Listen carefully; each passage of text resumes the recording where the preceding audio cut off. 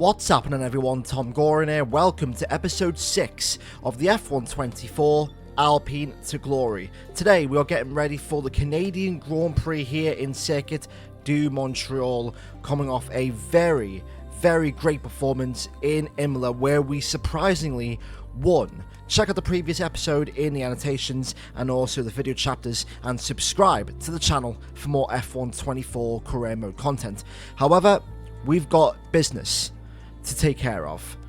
A secret meeting, a second secret meeting with Haas. Haas have came back and they mean business. Let's see what they want.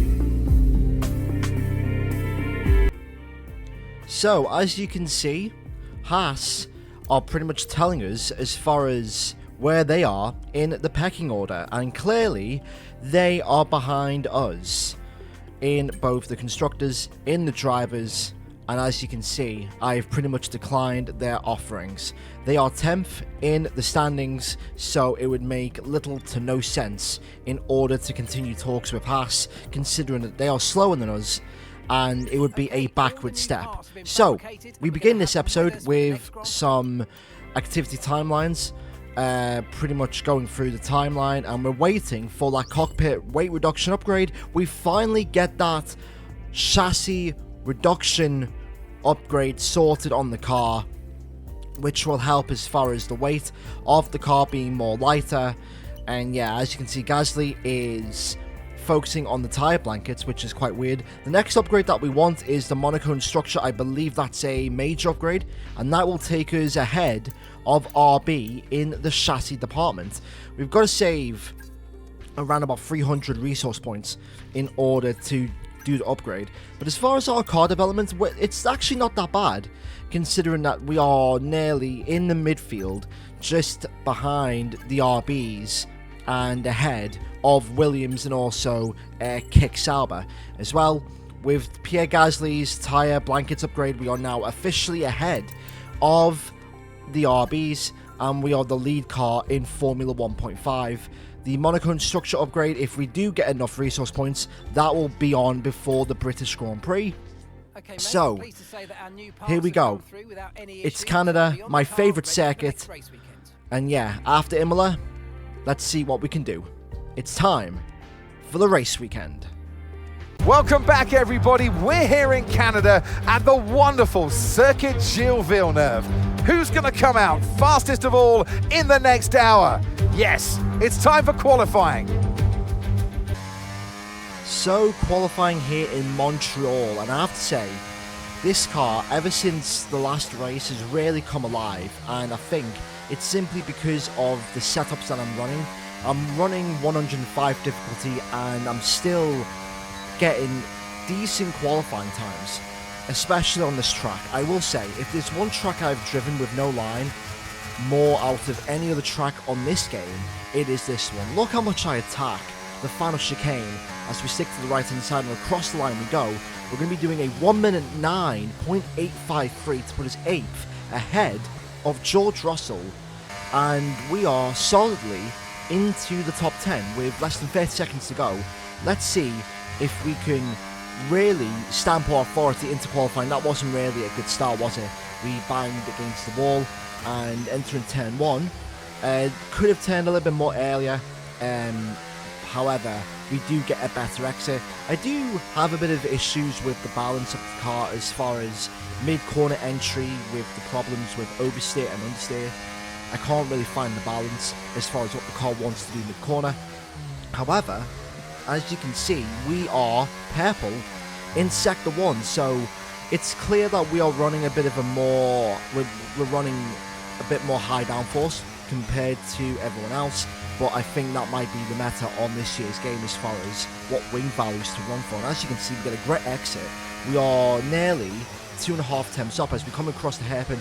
That's been the only corner I've been having issues with all weekend as far as just braking. I've been braking too early, and with that one I took the Vettel line, but we've lost a tenth there. As you can see, Verstappen, there's a 9.2 as we come across the final chicane. Hopefully we can nail it one final time. We touch the curb ever so nicely, and we are about to improve by 3 attempts. Across the line we go, and that will put us in P4. Another great qualifying session for us. P4 in the Alpine. I think we did a 9.8, so was it 9.5 or even a 9.4 maybe? However, it is P3 or P4 for the race. Yeah, 9.5. And yeah, look at that. Out-qualified both Mercedes, just behind Charles Leclerc. Out-qualified Lance Stroll and Oscar Piastri. Pierre Gasly also in P9. Look at the gap between first and 11th. Just over 4/10 of a second. That's how close it is in qualifying. So, let's get ready for the race.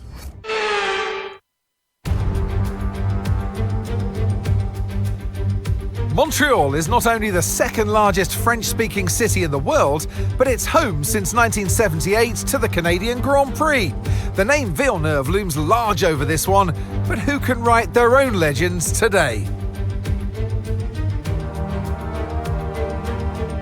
It's one of the fastest races of the season here at the Circuit Gilles Villeneuve, with around 60% of this 2.7-mile circuit taken at full throttle.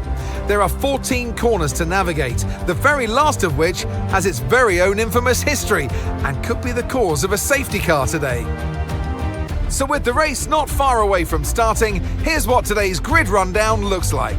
World champion Max Verstappen starts from pole position, and it's Fernando Alonso alongside. Looking at the rest of today's grid, we have Leclerc, Thomas, Russell, Hamilton, Oscar Piastri, Stroll, Gasly, Sainz, Perez, Norris, Tsunoda, Zhou, Albon, Ricciardo, Magnussen, Hülkenberg, Bottas, and Logan Sargent.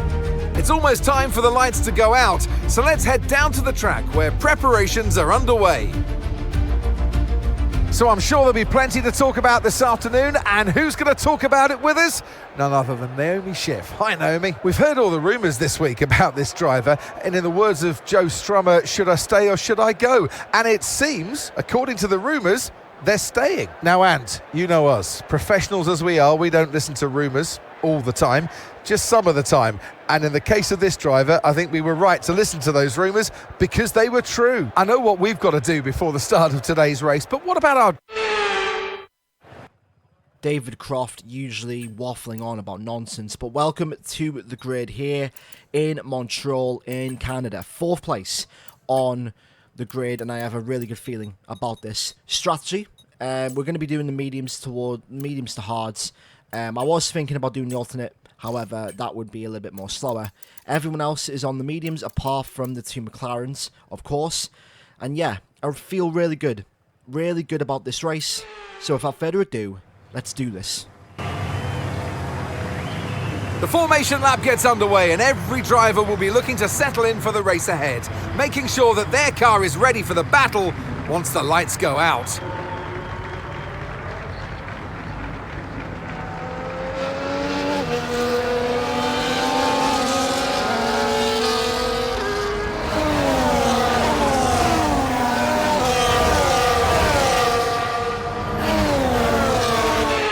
We're almost ready to start the race as the cars take their positions on the grid, with the drivers and teams making their final preparations. After last race's shocking result, after winning the Emilia-Romagna Grand Prix at Imola, now all bets are off as far as this season. What can we do with this Alpine on 105 difficulty on F1 24? We've qualified in 4th place again. We've qualified ahead of our teammate and also the 2 Mercedes. Who are we really fighting with this season? I don't really know, but the objective is to score points as we get ready for 5 red lights here in Canada.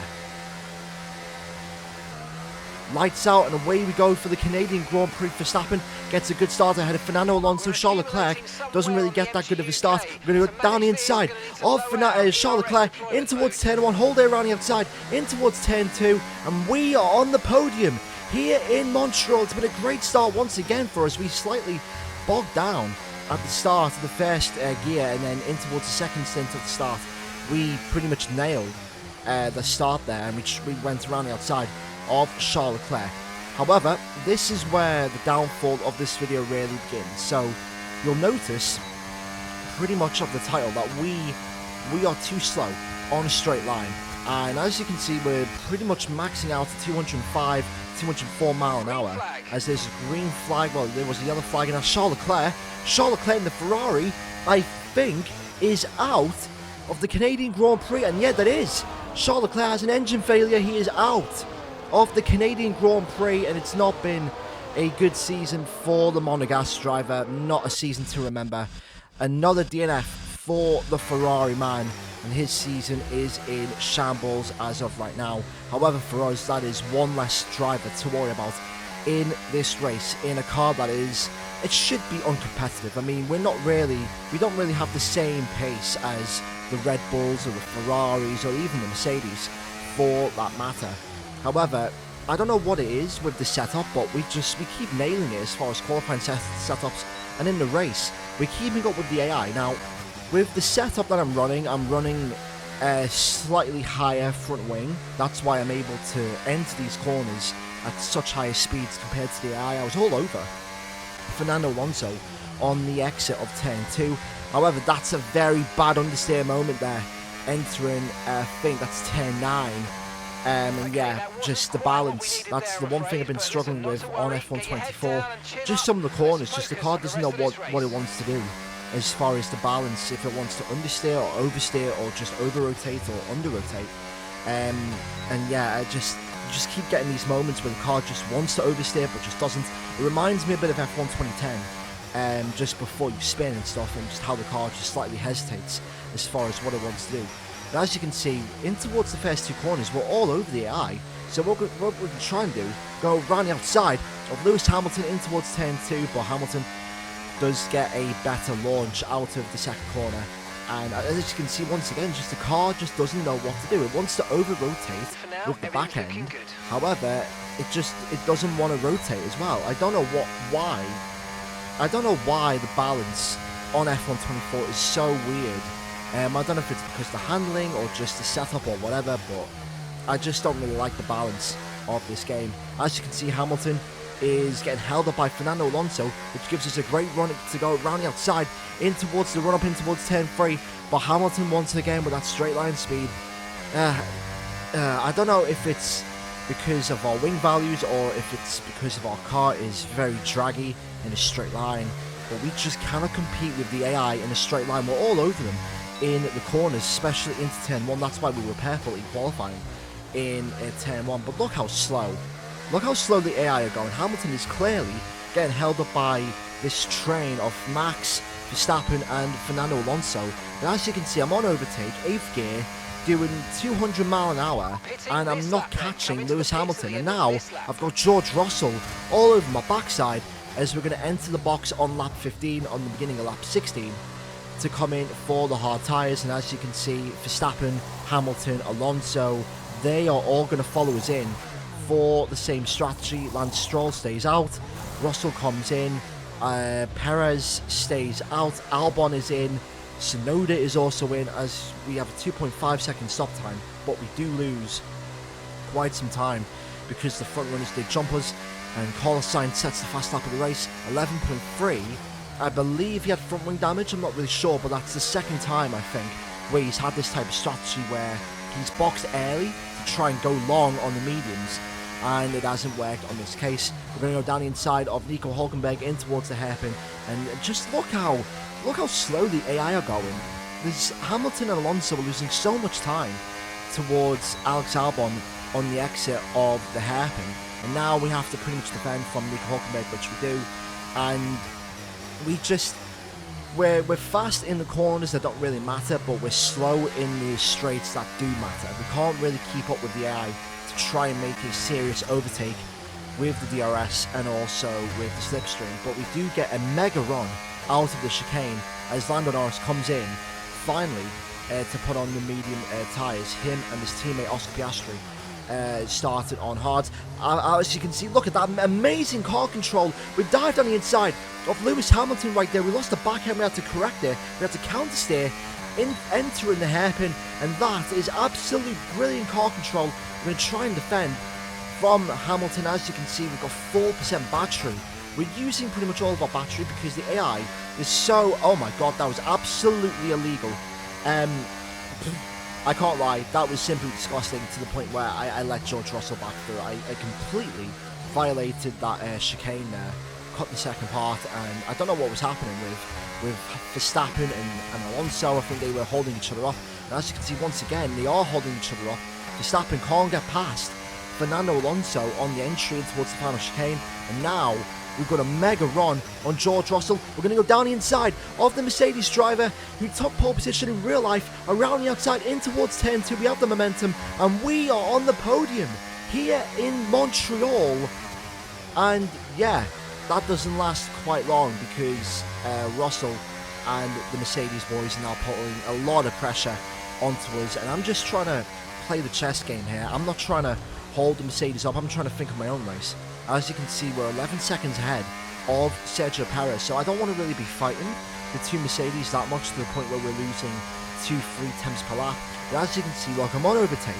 I'm doing 196 miles an hour, and I still can't catch George Russell, even to the point where Hamilton is all over my chuff, and I'm like, dude, get away from me. I'm not trying to fight you. I'm trying to just get close to Russell and not really overtake him, but I don't know what it is with the AI in this game. I don't know if it's because of the upgrades, if they have a lighter car, if it's because of the setup that I'm running too high wings or whatever, but as you can see, once again, we just have a mega run through the chicane, and because we are so slow in a straight line, we can't really do anything about it. We're going to try and go once again around the outside of Lewis Hamilton in towards turn 2, but you just get such better traction and a better launch that we can't do anything about the 7-time world champion. But this has been a phenomenal race, just to be competing with the front runners, to be battling with a 7-time world champion like Lewis Hamilton in my Formula 1 career, and this will do wonders for me in the years to come. We have a bit of an oversteer moment again, as Hamilton has fell out of the DRS. We're on the final lap here in Montreal. We don't get a good exit out of there, but we're going to use all of our battery. We've got 30% battery left. We're going to save it for the final straight. Hamilton is blinking red. He's out of battery. Can we nail the chicane? We do. It's going to be a race to the line. Me versus Hamilton across the line. We're going to use all of our battery. We take Hamilton. 4th place. All right, race over. Take care of the car on the way in.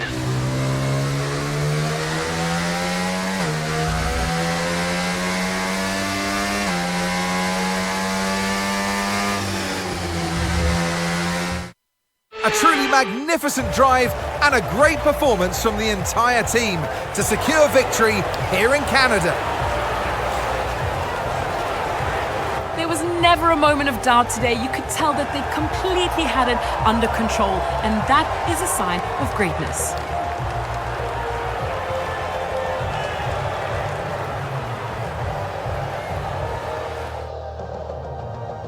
Red Bull put up an outstanding fight for the front position today, and it's great to see it paid off for them. They do so much for the sports that you can't help but be delighted by today's race win. Another points finish in the Alpine, and this time we score 4th place in Canada.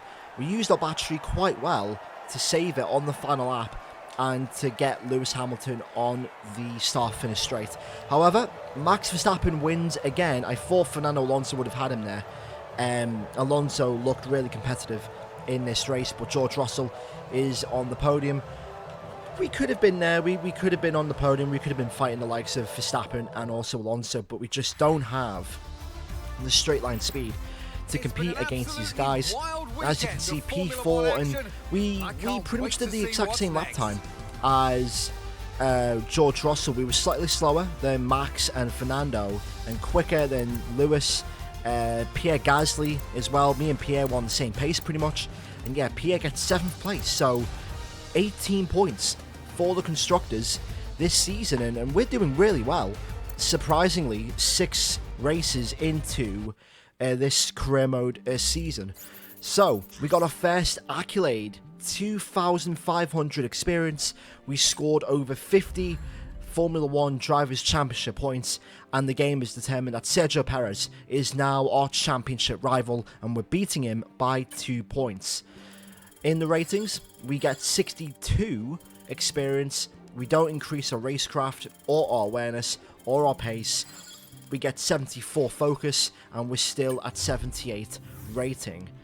And we are slowly but surely increasing our percentage for our recognition. But that is that for episode number 6 of the F124 Alpine to Glory. We are really doing well right now after the win last race. 4th place, another points finish for the Alpine team as we advance in this season. Thank you for watching. Make sure to leave a like, share, comment and subscribe for more F124 Alpine to Glory content, and I'll see you all in the next video. In a bit.